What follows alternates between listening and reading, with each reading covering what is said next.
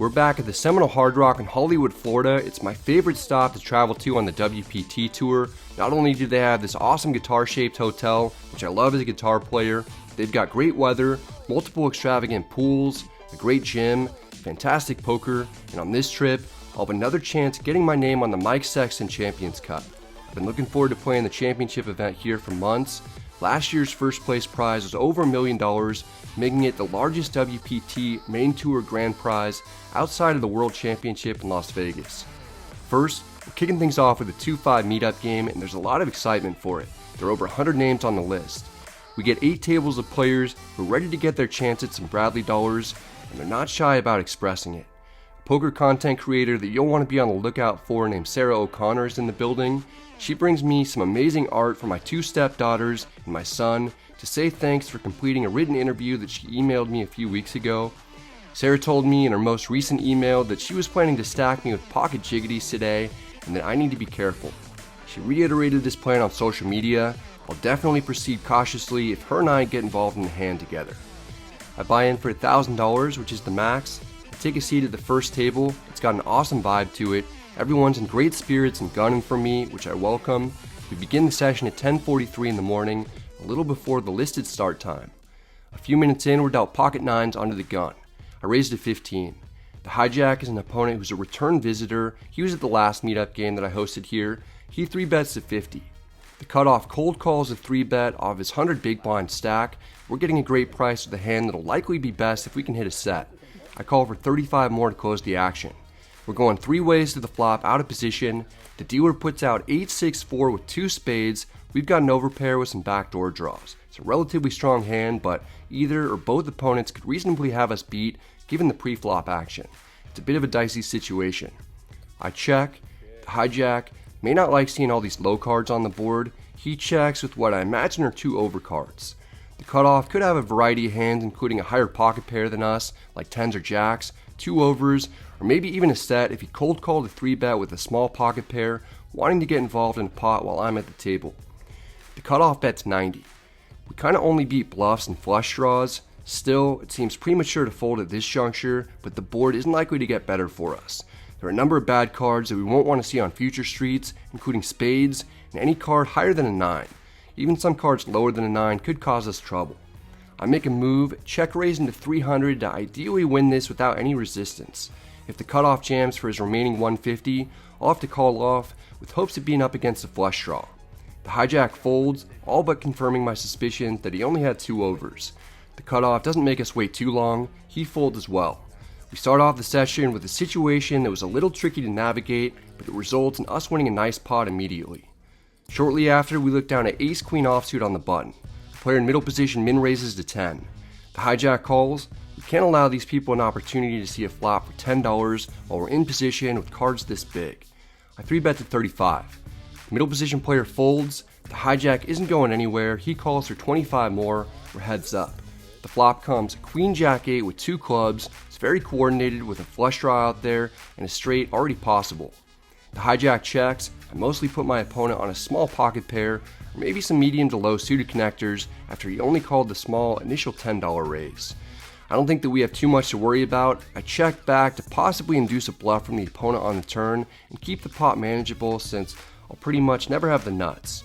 The turn is the 3 of hearts. It's a total blank. I like seeing it. The hijack bet's 35. We should be best, and I want to keep the opponent's bluffs in. I just call the wager. The river is the 9 of hearts, completing the backdoor flush draw and putting 4 to the straight on board. It's about the worst card in the deck. The hijack doesn't seem to be too concerned about me having a straight or flush. He bets 140. I'm trying hard to think of a hand that we can beat that the opponent would play this way. Maybe he's getting out of line with a missed club draw. If he has the heart to make an elaborate bluff against me on this run out, he deserves the pot. I'm trying harder not to pay people off in these types of spots because too often they have it when they bet large on the river. I fold, showing that we're letting go a top. The hijack is nice enough to show for you guys that he smashed the 6 cards straight with king 10 offsuit. I get let off the hook easy and probably lose the minimum to stay in Profitville while the opponent wins the pot. Next we're dealt 10-9 suited in the hijack. Under the gun +1 raises to 15. This is a fun hand to play in position that'll connect with a lot of flops. I call. The big blind also calls. We're going 3 ways to the flop. It comes 10-10-8 with 2 diamonds. we've got trips and multiple opponents.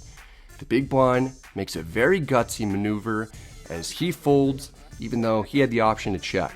I'm immediately disappointed to lose a potential customer after flopping a monster. Perhaps I need to work harder on my poker face. Under the gun +1 picks up the slacks, he bets 10. There's another coordinated flop with lots of draws out there. I'm not going to slow play a hand this strong. I raised to 30 to build the pot. The opponent may not believe our story. He re-raises to 90. 75% of the 10s are accounted for, and I doubt that we'd get re-raised by a full house so early on. I'm having a hard time imagining that we're actually beat. I call for 60 more to keep under the gun +1's bluffs in. The turn is the 5 of clubs. It's a brick. After we called the re-raise on the flop, the opponent may have realized that we probably have a monster. He shuts down and checks. We don't beat the hands that he was representing on the flop, like better 10s, and the opponent likely can't call a bet of ours if he was making a wild move as a bluff like I suspect. I check back to put some doubt in the opponent's mind about the strength of our hand. Could look like we only have a flush or straight draw. The river is the 6 of clubs. The backdoor flush draw gets there, as does 9-7, but I'm not too worried about either of those. After taking a short hiatus, under the gun +1 is ready to pretend like he's got something again. He makes a fairly large bet of 140. Raising doesn't make much sense if the opponent is bluffing, like I strongly suspect. I call, putting only one chip out there. There's no need to put out more chips than that since they're going to be coming back to us anyway. We don't even get the joy of seeing what under the gun +1 made his bluff attempt with, as he mucks face down quickly before I'm able to convince him to reveal it for the vlog. I show him and the rest of the table that it was a very good flop for us. We win one more pot to put us up several hundred on the day. I make my way over to the second table where Sarah O'Connor is sitting directly on our left. She's the one who made the beautiful gifts for my kids. We pick up 10-9 of hearts once again. This time we're under the gun. I need to give Sarah an opportunity to get me. I raise to 15. Sarah won't be letting this chance slip away. She calls. There could be some dangerous flops for us if she truly has the jiggities. The button won't be allowing us to see 3 cards that easily. He lays down the law with a 3-bet to 50.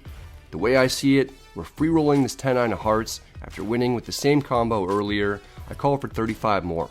Sarah calls as well. We're going 3 ways to the flop out of position.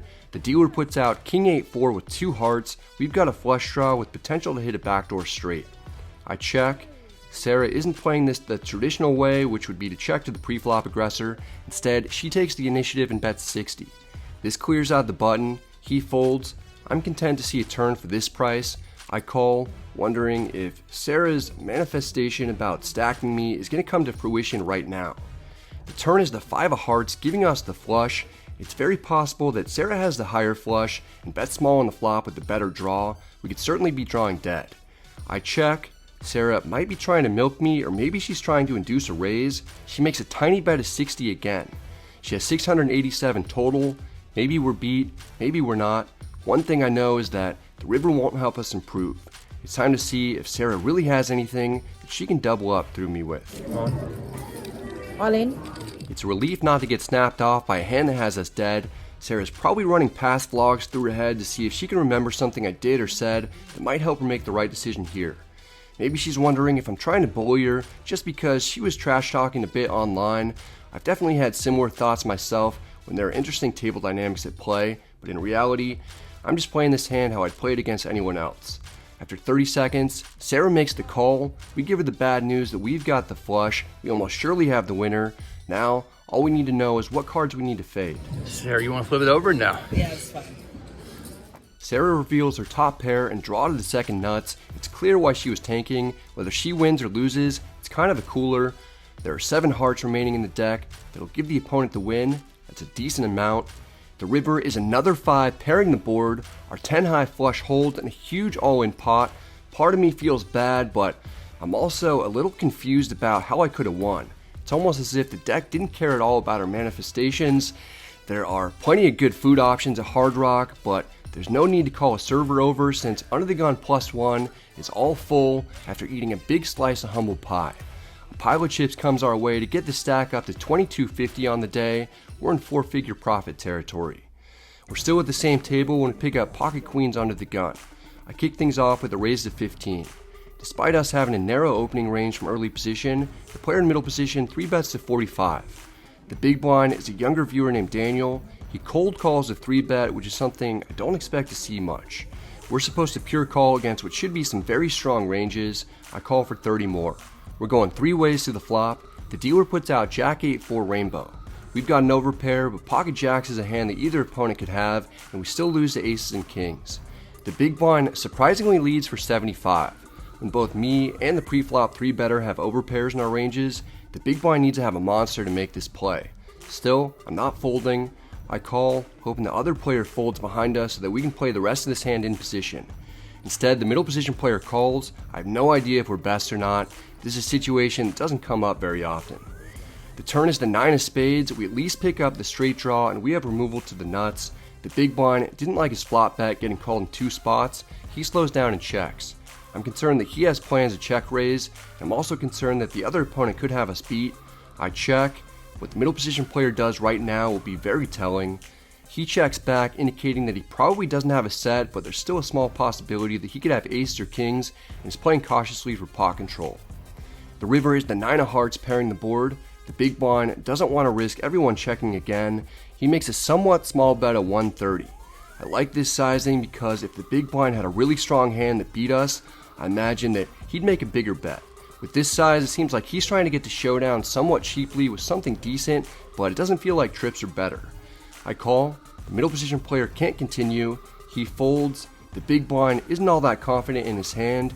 He stalls a bit before revealing that he has king-jack offsuit. He made a speculative call pre-flop that got himself into trouble after flopping top pair that's no good. We win another decent pot. We're running well and getting fortunate runouts. It's a great combination. Next, we're dealt queen 3 offsuit under the gun +1 in a 9-handed bomb pot. Each player puts in $25 pre-flop and we go straight to a flop. It comes queen 10-4 rainbow. We've got top pair, but with 8 opponents, it's tough to know if we're best. It checks to us. With so many players seeing the flop, we don't actually have to bet much to clear out a large portion of the field. I bet only 50. There are a few players who don't want to abandon their hands for that price. The middle position player and under the gun both call. 3 of us are seeing the turn. The dealer puts out the queen of hearts, giving us trips, but putting a flush draw out there. Under the gun checks. I was worried that we could have kicker problems, but now that a 3rd queen is accounted for, it's less likely that either opponent will be holding one, and it's more probable that we're up against a lower pair or straight draw. I bet 175 to charge the other 2 players if they want to see a river. The middle position player folds. The player under the gun isn't as quick to let go. After pondering his options for a while, he makes the call. This is becoming a large pot. It's down to heads up. The river is the jack of diamonds. It's an interesting card because the flush draw misses, but some straights get there. The thing is that the straights that got there were the most unlikely ones, like ace king, king 9, and 9-8. For the opponent to have a straight, he would have had to have called a turn bet with just a gutter while the board was already paired and there was a flush draw out there. It's really unlikely that the opponent would have made such a speculative call unless he also had a heart draw. Under the gun checks. It's a lot more likely that we're up against a hand containing a jack or 10. I attempt to extract maximum value from those combos we're beating with a bet of 450 to make it look like I'm trying to bluff my way to victory with something that isn't all that strong. The opponent folds before I'm able to cut the chips. We don't get paid off in this instance. It's a friendly game though, so I show that we actually had it. We win one more large pot. It's been smooth sailing up to this point. The very next hand we pick up king 5 suited after straddling from under the gun. A player in middle position named Jimmy Barkin raises to 30. Jimmy's an interesting guy. He's another YouTuber who makes videos about yoga. He's actually considered the #1 Bikram yoga instructor in the world. Small blind calls. We're getting a discount. I call for 20 more. We're going 3 ways to the flop. It comes king 8-3 with 2 diamonds. We've got top pair and a draw to the second nuts. Small blind checks. I'm always going to give the pre-flop raiser an opportunity to bet. I check it to him. He's not worried about having multiple opponents. The player in middle position bets 60. It's too much for the small blind to continue. He folds. We have a strong hand and we don't need to raise for protection since we have a great chance to improve. I call to keep the opponent in with worse holdings and to not pile in money in the instances when we're behind.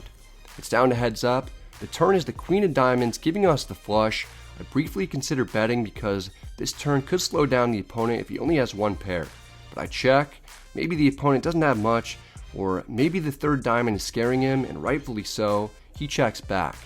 The river is the 8 of clubs pairing the board. We're downgraded slightly, but that's not very concerning after the opponent checks back the turn, and we have removal to full houses. I'm going to play this as if we have the nuts. I bet 250, which puts Jimmy in the blender. He's thinking long and hard about this one. He must have something pretty high up in his range. After a full minute, the opponent makes the fold. I show him that we had it. Jimmy lets me know that he got away from a hand that I would have expected him to call with.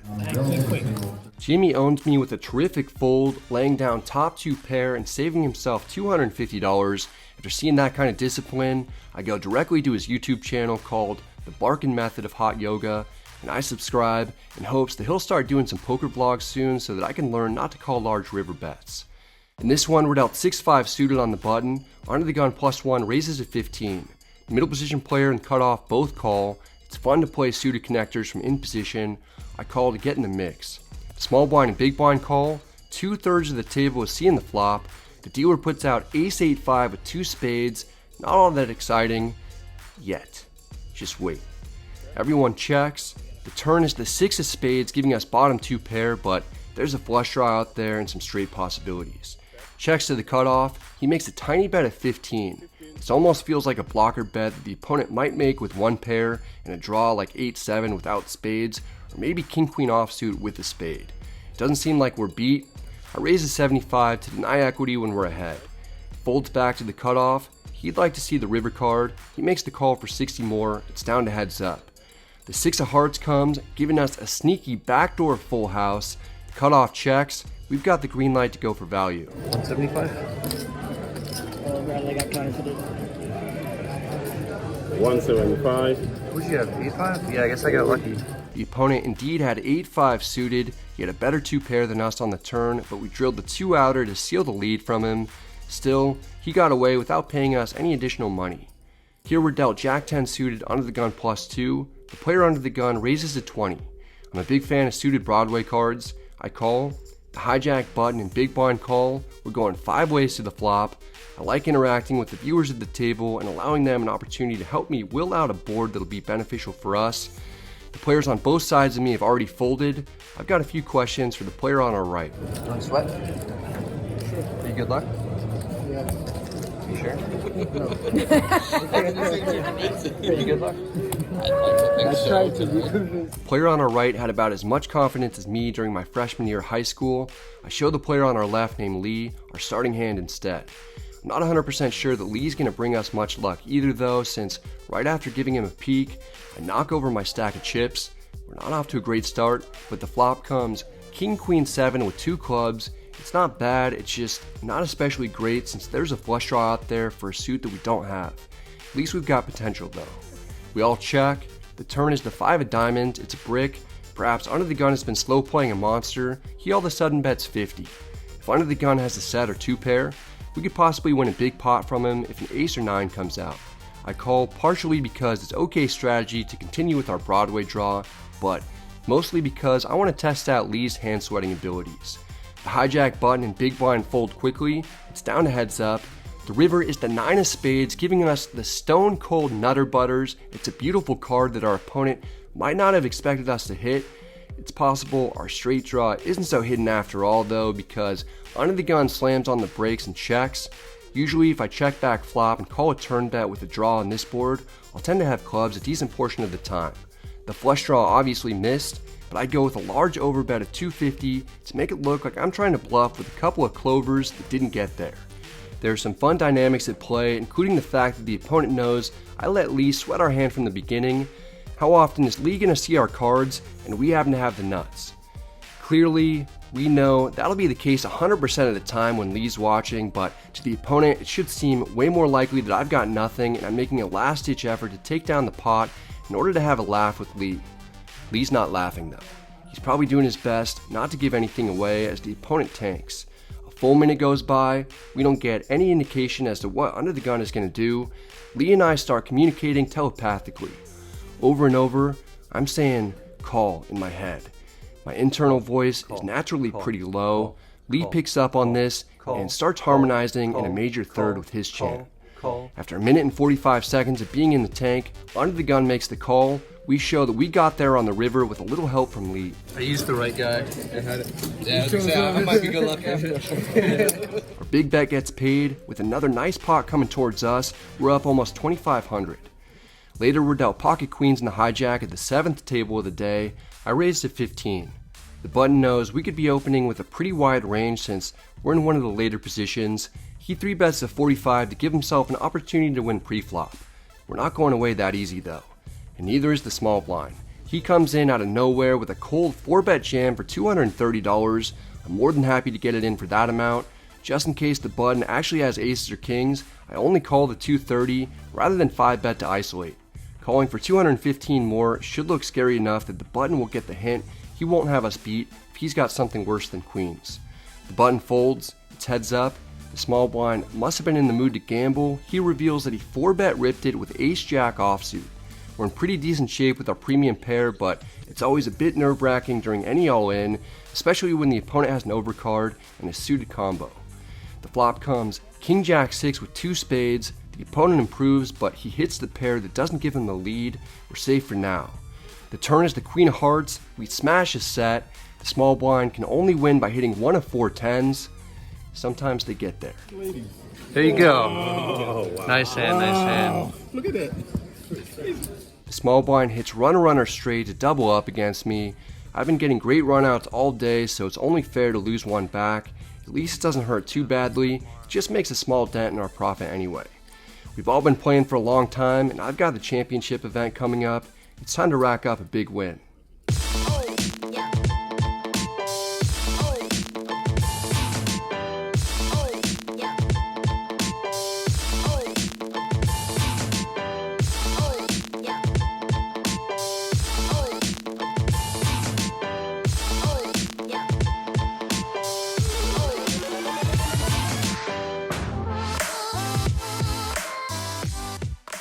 Awesome turnout today. I played for about 7 hours. I won 2260. Really smooth day overall. There weren't any like super rough beats or anything like that, aside from kind of that one at the end, but that was a small pot. Good to get those out of the way right before playing the championship event tomorrow, which is going to be the 3500. So hopefully I'll run well in that. But awesome time overall. Great turnout. A lot of energy. And the biggest pot I played today was with kind of an up-and-coming poker content creator, Sarah, over here. How was your day? It was great. Bradley stacked me, sadly, but I came back for 160 after only a year of playing. I will take that. It is fierce here in Hollywood, but I loved it. Nice comeback. You're talking some shit earlier online a little bit, Sarah. Yes, I was. You didn't stick around for the chickadees. No, but I'm glad that you came back. That was fun. A lot of fun playing with you. Yeah. And you just have good vibe about you, and I'm looking forward to kind of the stuff that you come out with in the future. You know, your Twitter's building up steam, and yeah, I know you have a book that's gonna come out in the future as well. So that'll be really cool. They say never meet your heroes. They haven't met Brad. Nice. All right. Good playing with you. Thank you, sweetie.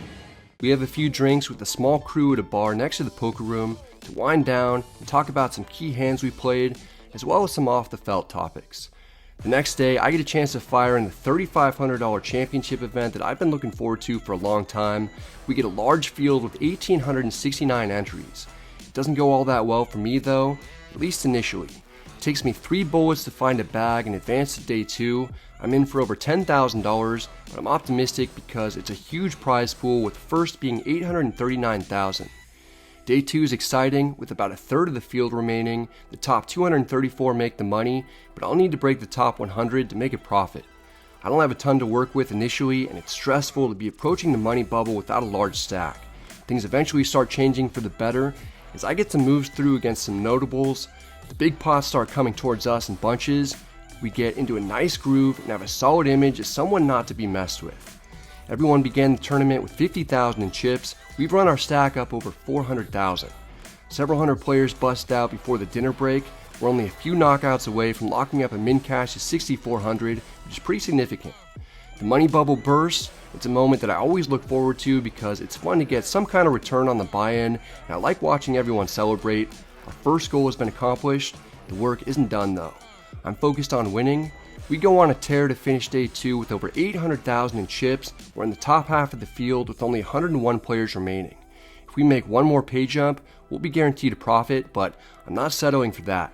I want to at least make the final table and secure one of 8 six-figure scores that are being paid out from this event. I returned for day 3 with visions of my name being engraved on the Mike Sexton Champions Cup. I've been so close to winning multiple WPTs in the past, including a 4th place finish last year. Maybe this will be the tournament when I'm finally able to get my first major title. The room is much quieter and emptier as the field has dwindled down. There's so many massive payouts that are right around the corner. The tension is palpable as no one wants to make any costly missteps. We get off to a hot start immediately as we stack one of the shorter players with our pocket 10s, holding against the opponent's ace 10 to increase our chip count by a couple 100,000. With this win, our stack crosses the million mark for the first time.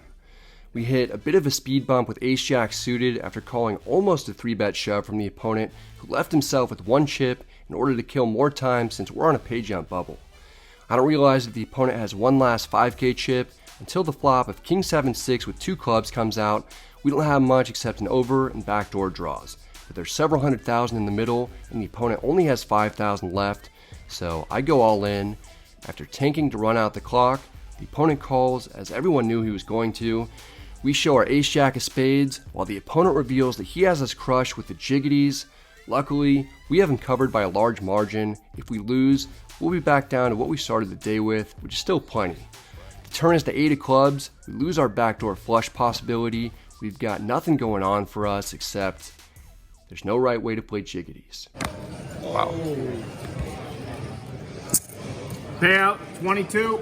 We drill the 3-outer like we're Bruce Willis, saving the planet from an asteroid. The opponent heads to the payout line. It'll be tough for him to rest after that beat, but I bet he doesn't want to close his eyes. He probably doesn't want to fall asleep because he missed the tournament updates, and he doesn't want to miss a thing. Our stack climbs to 1.8 million as people are dropping pretty regularly. We make it to the second break of the day with only 64 players remaining, although our stack has gone down a little since the high point, and it's tough to stay ahead of the blinds, which have risen to an astronomical 20,000, 40,000. Ultimately, I bust in 57th place after getting it in with King Queen on a Jack 10 6 flop against Jack 10. I didn't have time to get the camera out to film, but I didn't improve. I receive a payout of 16,300. After tipping 300 and accounting for my 3 buy-ins, I profit 5,500 total. It's great for only a few days of work, and I would have been thrilled 2 years ago to have a 5-figure score like this one, but after a lot of recent close calls and tournaments, I'm hungry for a major win, and this one would have been particularly sweet. Instead, I bust right before the pay jumps begin to get huge. It's bittersweet to run this deep, knowing how hard it is to last that long, but not quite making my second WPT Championship event final table. This one is set to take place at the television studio in Las Vegas in a few days. Be sure to watch the live stream to see who takes home the grand prize of over $800,000. There's still some big names competing, including Landon Tice and Jesse Lonis, who happen to be at the same day 3 starting table as us. That's it for this one, guys. I hope you enjoyed it. If you did, I'd appreciate it if you hit the like and subscribe buttons. If you have any questions or comments, feel free to let me know in the comment section. I'm actually in Montreal right now. I final tabled the prime 1150, so there's 6 left. We play the television final table on Tuesday, so that's gonna be tomorrow for a lot of you. I'll have a link down below in the description box to the final table link because it will be live streamed. So I'm here playing at Playground, and one last thing I just want to say is that this video that you just saw was actually put out of order just because it was a meetup game. I figured the viewers would appreciate not having to wait an extra couple weeks to watch it, so I put it out. Anyway, hope you guys are all doing well. Hope you're staying safe. Good luck at the tables, and I'll see you next time.